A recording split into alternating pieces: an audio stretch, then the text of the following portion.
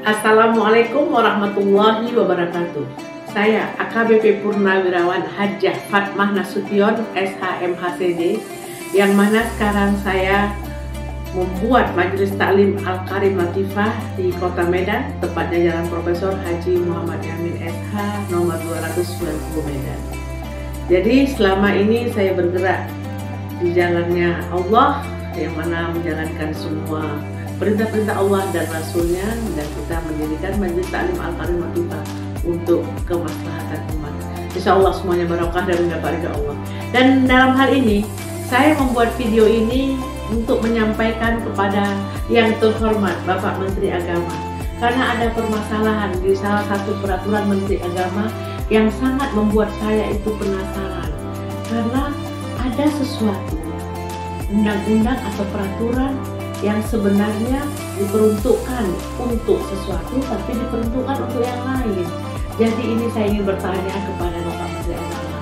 Dalam hal ini yaitu Peraturan Menteri Agama Republik Indonesia nomor 54 tahun 2006 tentang susunan organisasi dan tata kerja Badan Kesejahteraan Masjid. Ini sudah jelas tentang Badan Kesejahteraan Masjid, dan di dalam pasal 7 bab 4 tentang susunan organisasi dan tata kerja itu ada BKM secara vertikal, terdiri dari BKM pusat, BKM provinsi, BKM kabupaten, BKM kecamatan, dan BKM desa kelurahan. BKM ini yang dimaksud di sini adalah Badan Kesejahteraan Masjid, tapi dipergunakan oleh KUA untuk melebihkan SK BKM Badan Kemakmuran Masjid.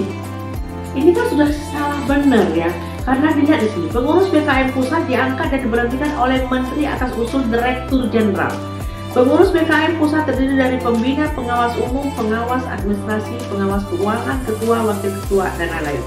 Kemudian yang terakhir ini wakil sekretaris. Semua ini di dalam sesuatu yang merupakan lembaga semi resmi. Tapi oleh KUA meng-SK-kan untuk BKM Badan Kemakmuran Masjid. Ini sudah ada peraturan, yaitu tentang kesepakatan bersama Indonesia, yaitu Provinsi Sumatera Utara, dengan kantor wilayah Kementerian Agama Provinsi Sumatera Utara dan perwakilan Badan Wakaf Indonesia BWI Provinsi Sumatera Utara tentang penyamaan persepsi, sinkronisasi, dan sinergitas terkait perwakafan di Sumatera Utara.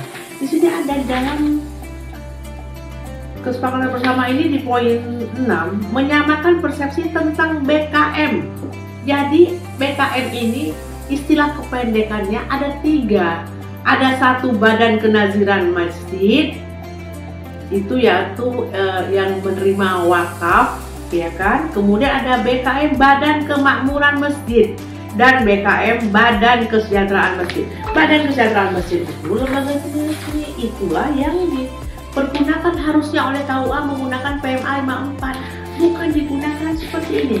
Ada orang yang membentuk BKM, diajukan kepada KUA, tapi di situ tidak ada persetujuan dari agama, kemudian tokoh masyarakat, cendekiawan, jamaah, dan dibuatlah rapat untuk menyusun komposisi BKM. Jadi di sini tidak ada keterangannya bahwasanya harus lurah menyetujui.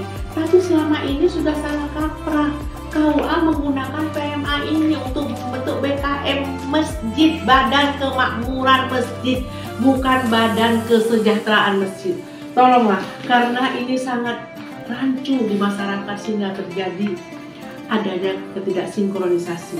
Ya kan, karena Badan Kesejahteraan Masjid ini merupakan lembaga semi resmi dan hanya sampai tingkat desa atau kelurahan, tidak sampai pada tiap masjid. Sudah dijelaskan di sini, sudah jelas sekali. Kenapa tidak bisa dibaca poin per poin?